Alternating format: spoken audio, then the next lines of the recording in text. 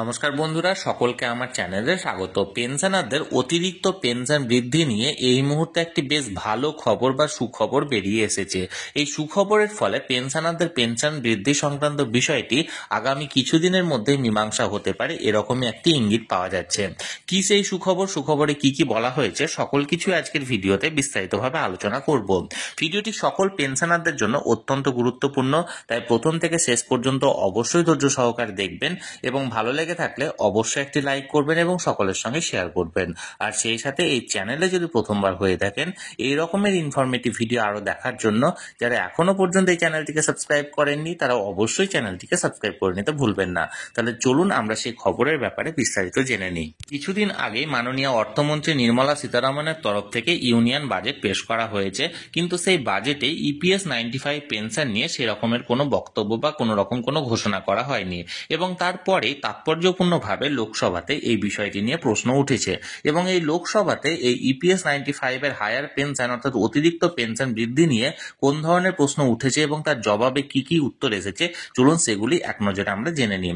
দেখুন, এখানে একটা ডিক্লারেশন দেওয়া হয়েছে। দেখুন, গভর্নমেন্ট অফ ইন্ডিয়ার তরফ থেকে ministry of labour and employment, Lok Sabha, unstarred question number 66 to be answered on 3rd February 2025, অর্থাৎ গত 3রা ফেব্রুয়ারি 2025 এই বিষয়টি নিয়ে লোকসভাতে যে উত্তরটা দেওয়া হয়েছে অর্থাৎ ডিপিএস 95 পেনশনারদের হায়ার পেনশনের বিষয়ে, সেটা চলুন আমরা এক নজরে দেখে নিই।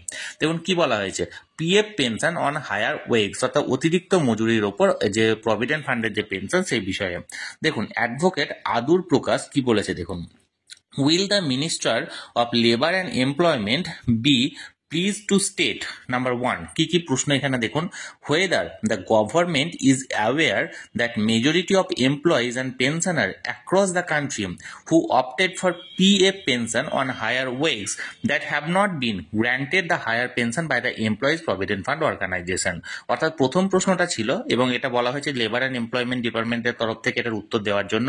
প্রথম প্রশ্নটা ছিল যে প্রচুর পরিমাণে পেনশনাররা এখানে পিএফ পেনশনের বিষয়টি সাবস্ক্রাইব করেছেন বা পিএফ পেনশনের বিষয়টি নিয়েছেন এবং তাদের এই হায়ার পেনশনের বিষয়টি তরফ থেকে এখনো পর্যন্ত এমপ্লয়িজ প্রভিডেন্ট ফান্ড অর্গানাইজেশন অর্থাৎ ইপিএফওর তরফ থেকে কোনো রকম কোনো পদক্ষেপ নেওয়া হয়নি বা তাদের অতিরিক্ত পেনশনটি গ্র্যান্ট করা হয়নি।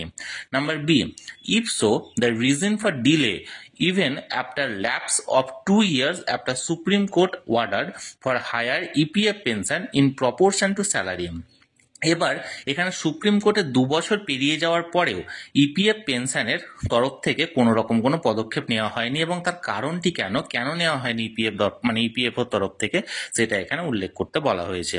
নাম্বার 3 দেখুন, the number of application received for higher pension and granted as on date state wise and এখানটায় যে সমস্ত অ্যাপ্লিকেশন রিসিভ করা হয়েছে অর্থাৎ জমা পড়েছে এই হায়ার পেনশনের বিষয়টি এবং সেখানে এত ডেট পর্যন্ত কত এবং স্টেট ওয়াইজ কত তার একটা বিস্তারিত তথ্য।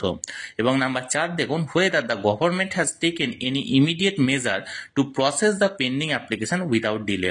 যদি কোনো পেন্ডিং অ্যাপ্লিকেশন থেকে থাকে তাহলে সেগুলি নেওয়ার ক্ষেত্রে গভর্নমেন্টের তরফ থেকে কোন কোন পদক্ষেপগুলি ইমিডিয়েট পদক্ষেপগুলি নেওয়া হয়েছে। এই সমস্ত প্রশ্নের তরফে মিনিস্ট্রি অফ লেবার অ্যান্ড এমপ্লয়মেন্টের তরফ থেকে কোন কোন অ্যান্সারগুলি দেওয়া হয়েছে চলুন দেখে নিন। নাম্বার দেখুন, এখানে অ্যান্সারে এ টু ডি অর্থাৎ যে 4টি প্রশ্ন উপরে করা হয়েছে সেই প্রশ্নের উপরে দেখুন উত্তর দেওয়া হয়েছে, the cases of pension on higher wages are being processed on the basis of the decision of the honourable supreme court dated 4/11/2022। অর্থাৎ যে সমস্ত কেস আছে পেনশন হায়ার ওয়েগস এর উপর অর্থাৎ অতিরিক্ত মজুরির উপর যে সমস্ত অতিরিক্ত বৃদ্ধিপ্রাপ্ত পেনশনের বিষয়ে যে ডিসিশনটা সেই ডিসিশনটা 4/11/2022 মাননীয় সুপ্রিম কোর্টের তরফ থেকে যে অর্ডারটি দেওয়া হয়েছে সেটার উপর থেকে এটা প্রসেস করা হচ্ছে। দেখুন, এ functionality was developed by EPFO for filling online application for validation or joint option।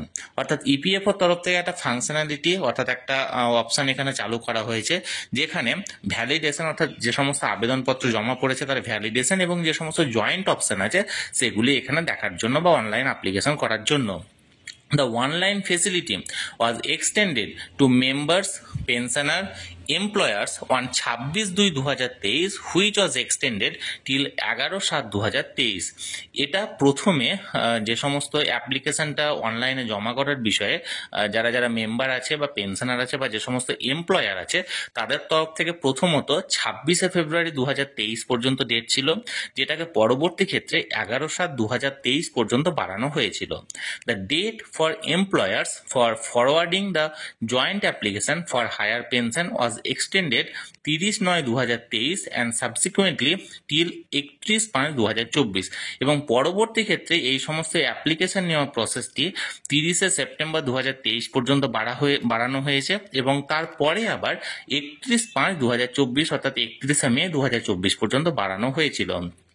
Further, a last chance was provided to all employers to forward the application for pension on higher wages by 31/1/2025 এবং শেষ পর্যন্ত একটা শেষ সুযোগ দেওয়া হয়েছে সমস্ত এমপ্লয়ারদেরকে, যাতে করে যে সমস্ত পেন্ডিং অ্যাপ্লিকেশন আছে সেগুলি 31/1/2025 অর্থাৎ 31 জানুয়ারি 2025 মধ্যে জমা করে দেওয়া হয় বা সাবমিট করে দেওয়া হয় সেই ব্যাপারে। এ total of 17,48,768 application were submitted by members or pensioner মানে সর্বমোট এই এতদিন পর্যন্ত 17,48,768টি অ্যাপ্লিকেশন জমা পড়েছে। Out of this as on 28/1/2025 demand notice that is intimation to members to deposit balance amount for higher pension eligibility have been issue in 1,65,621 cases and 21,885 pension payment order অর্থাৎ PPO have been issue out of the said number of application. এবং যাদের মধ্যে অর্থাৎ এই 17,48,768 যে application জমা পড়েছে তার মধ্যে যারা যারা যোগ্য আছে এরকম 1,65,621টি কেস এখানে নির্বাচিত করা হয়েছে এবং তাদের মধ্যে এই মুহূর্তে 21,885 জন মানে পেনশনারদের পিপিও ইস্যু করা হয়েছে এবং এই সমস্ত অ্যাপ্লিকেশনের উপর অর্থাৎ মাত্র 21,885টি এখনো পর্যন্ত পেনশনারদের পেনশনটি বেড়েছে, অর্থাৎ জমা পড়েছে যেখানে প্রায় 17.5 লক্ষ সেখানে এই মুহূর্তে পেনশনটি বাড়ানো হয়েছে বা পিপিও অর্ডারটা ইস্যু করা হয়েছে 21,885 জনের। The disposal of the outstanding cases is being closely monitored and clarification to field offices to dispose cases have been issue to expedite the process এবং যে সমস্ত আউটস্ট্যান্ডিং প্রসেস যেগুলো আছে সেগুলি খুব শীঘ্রই এই বিষয়ে পদক্ষেপ গ্রহণ করা হবে এবং যাতে করে পেন্ডিং না থাকে সেই বিষয়ে এখানে চেষ্টা করা হবে। তাহলে বন্ধুরা ইপিএস 95 পেনশন সংক্রান্ত বাজেট পরবর্তী অধিবেশনে লোকসভা অধিবেশনে যে কয়েকটি প্রশ্ন অর্থাৎ 4টি প্রশ্ন উঠেছিল সেই প্রশ্নের কি কি উত্তর দেওয়া হয়েছে লেবার অ্যান্ড এমপ্লয়মেন্ট মিনিস্টারের তরফ থেকে সেগুলি নিয়ে আজকের ভিডিওতে আমি বিস্তারিতভাবে আলোচনা করলাম। যদি এই নিয়ে আপনাদের কোনো কিছু জানার থাকে অবশ্যই কমেন্ট করে জানতে পারেন, আমি চেষ্টা করব আপনাদের সকলের প্রশ্নের যথাযথ উত্তর দেওয়ার।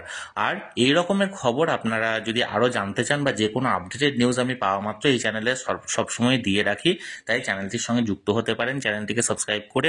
আর এই ভিডিওটি ভালো লেগে থাকলে অবশ্যই একটি লাইক করুন এবং সকলের সঙ্গে শেয়ার করুন আর সেই সাথে অবশ্যই চ্যানেলটিকে সাবস্ক্রাইব করে রাখুন। ধন্যবাদ, দেখা হচ্ছে পরের ভিডিওতে।